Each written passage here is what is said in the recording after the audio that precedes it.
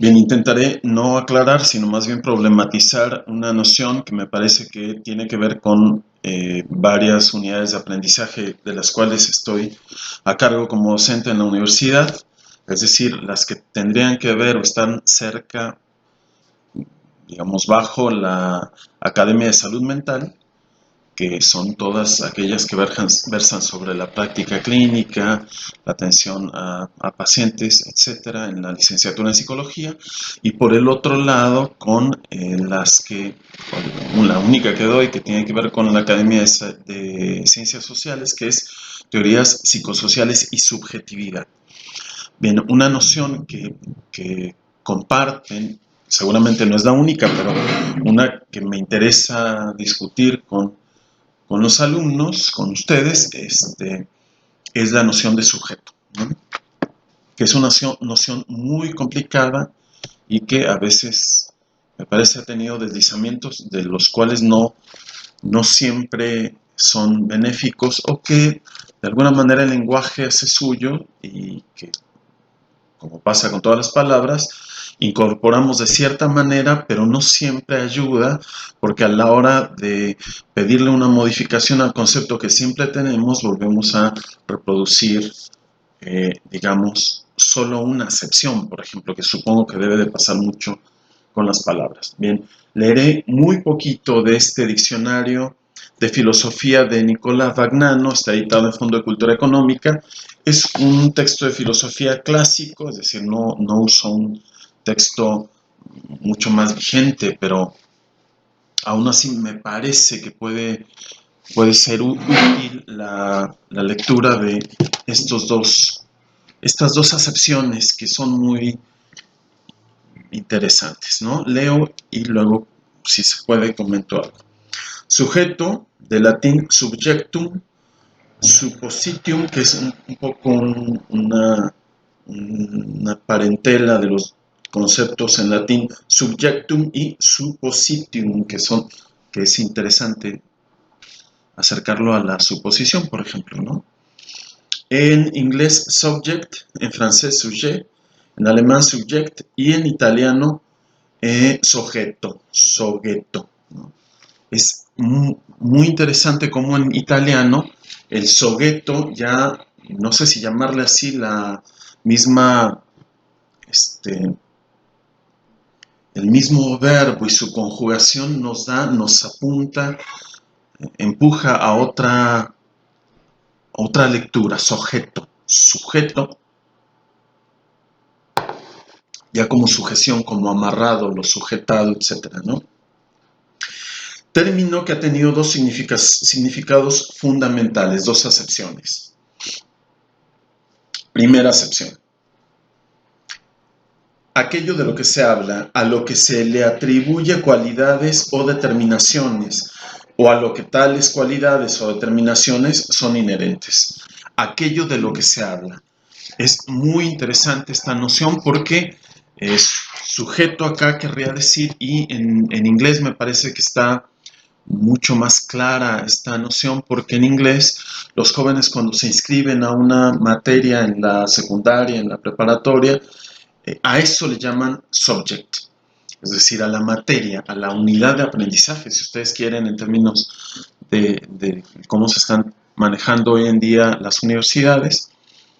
Esa unidad de aprendizaje allá se le llama subject, ¿no? What's the subject? ¿Cuál es? ¿De qué es de lo que vamos a hablar, digamos, ¿no?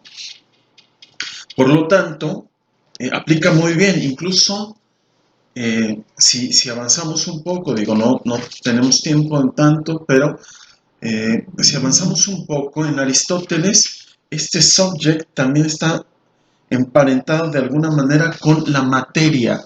Fíjense qué curioso y qué importantes son las etimologías y la filología para la reflexión.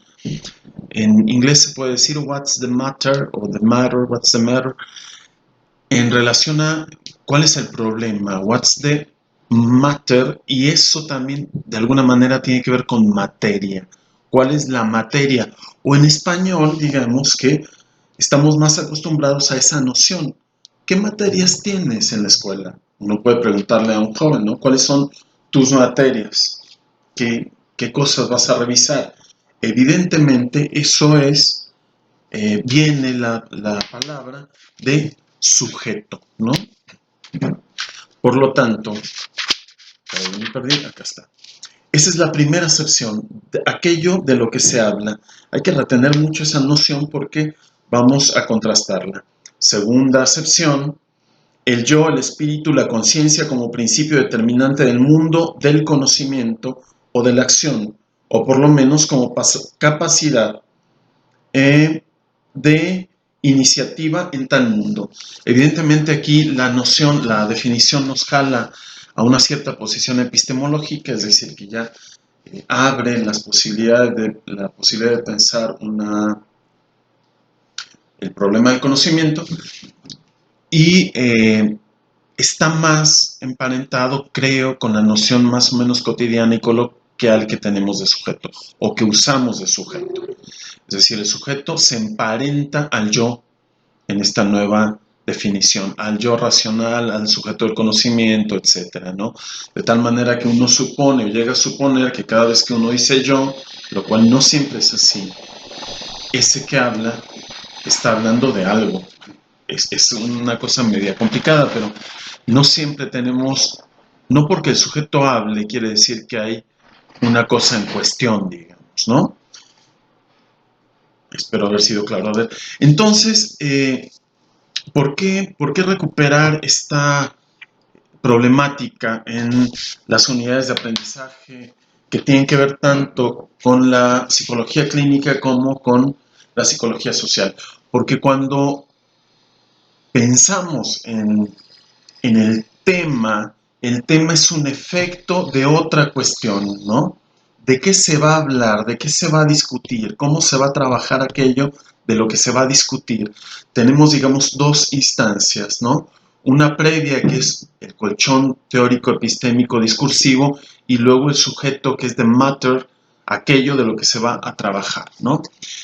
De alguna manera, Marx tenía una idea de esto cuando pensaba que la macroestructura determinaba a los que andaban allí como teniendo efecto o siendo efecto de la macroestructura. Lo vimos en teorías psicosociales y subjetividad cuando hablábamos de Foucault, cuando dice la cristianización tiene como efecto producir posesas y producir ¿cuáles eran las otras? Posesas y brujas, ¿no? En determinado momento, cierta modalidad de discurso produce estos dos entidades. Si el discurso cambia, se producen otras. Si la ciencia cambia, se produce la histérica tal vez o la esquizofrénica. Si el discurso cambia, se producirá otra. Este es el sujeto, es decir, ¿de qué vamos a hablar? Bueno, para saber de qué vamos a hablar tenemos que tener un andamiaje teórico que le llamamos, no solamente es teórico, es un andamiaje que le llamamos discurso. Para hablar de A, de X, de este elemento, ocupamos el discurso y este elemento solo puede sostenerse a partir de que se inscribe en ese discurso, si no, no es así. Por lo tanto, me parecía fundamental traer esto a colación porque en época de pandemia no somos los mismos, es decir, que en este momento que estamos enclaustrados, encerrados y que a veces supongo que en algunos momentos no sabemos qué hacer y tampoco quiere decir que lo que hagamos sea lo mejor que podemos hacer, pero evidentemente justo este no saber a partir de una macroestructura que nos determina, por ejemplo, que se nos pide que no salgamos para evitar el contagio del coronavirus, del COVID-19, produce sujetos que no había antes. Así como hablábamos de la bruja y de la posesa, o de la esquizofrenia y del esquizofrénico y de la histérica, ¿no? Digo, lo promuevo como nociones así, incluso con la A, que en algunos sentidos no debería de usar según cierta ideología, pero ocurrieron así, ¿no? La histérica, ¿no? Con la A al final, en la medida en que se suponía, el discurso sostenía la histérica solamente como una actividad femenina, etcétera, ¿no? Por lo tanto, ¿qué somos ahora y qué vamos a hacer después? ¿Qué vamos a hacer después del COVID? Evidentemente, nuestra noción que tenemos de sujeto en la medida en que está sujetado al discurso va a cambiar. Nosotros somos efecto de lo que está pasando. No somos entidades yoicas del conocimiento. De alguna manera podríamos ser, pero en un momento y en otro momento somos la producción, lo que se produce a partir de cierta modalidad de discurso. Bueno, eso es un poco lo que tenemos como problema hoy. Hoy en día el COVID-19 o cuando llega a hacerse discurso sobre el COVID-19, cuando no solamente porque sea pandemia, sino porque hay un discurso ideológico, político, económico, que tiene que ver con la salud, etcétera, cuando se produce un discurso, hay un nuevo efecto de subjetividad. Podremos llamarle subjetivación, o hay un nuevo sujeto que evidentemente no es estable, aunque parezca una noción portal así dicha, ¿no? Bien, supongo que hasta ahí le dejamos y veamos qué otros comentarios podemos hacer después.